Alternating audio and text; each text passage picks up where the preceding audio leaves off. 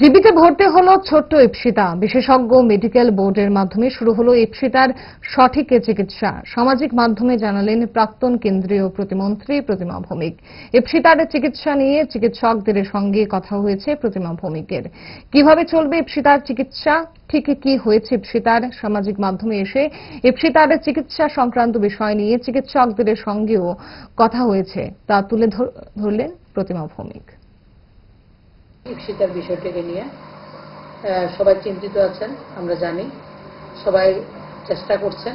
এই চেষ্টাটা খুব আমাদের রাজ্যের জন্য খুব শুভ। আমরা সবাইকে পাশে দাঁড়াবো, সেই মানসিকতা আমাদের মধ্যে গড়ে উঠেছে।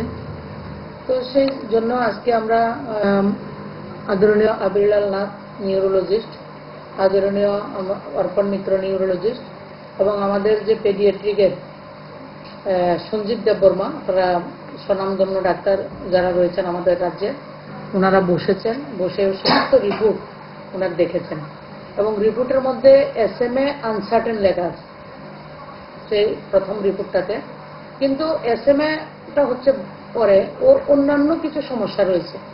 আমি বললে আপনারা বুঝবেন যে বাচ্চাটার বয়স 11 মাস, যার ওজন হওয়ার কথা ছিল মানে ওয়েট 6 কেজি মিনিমাম, সে জায়গায় তার ওয়েট হচ্ছে 2.5 কেজি।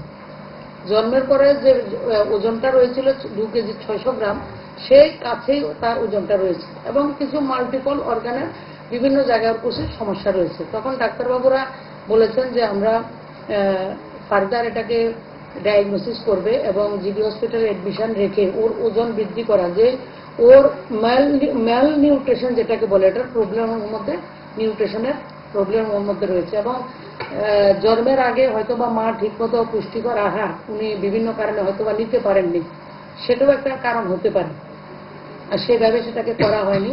তো সেজন্য তার কিছু সমস্যা রয়েছে। সে শারীরিক সমস্যাগুলি যাতে ভালোভাবে নির্ণয় করা যায় এবং তাকে যাতে ভালো ট্রিটমেন্ট দেওয়া যায়, তার জন্য ডাক্তারবাবুদের যে সাজেশন ছিল হসপিটালে ভর্তি করানো, তার জন্য ওনাদের সাজেশন মোতাবেক আমরা জিবি হসপিটালে এডমিশন করিয়েছি।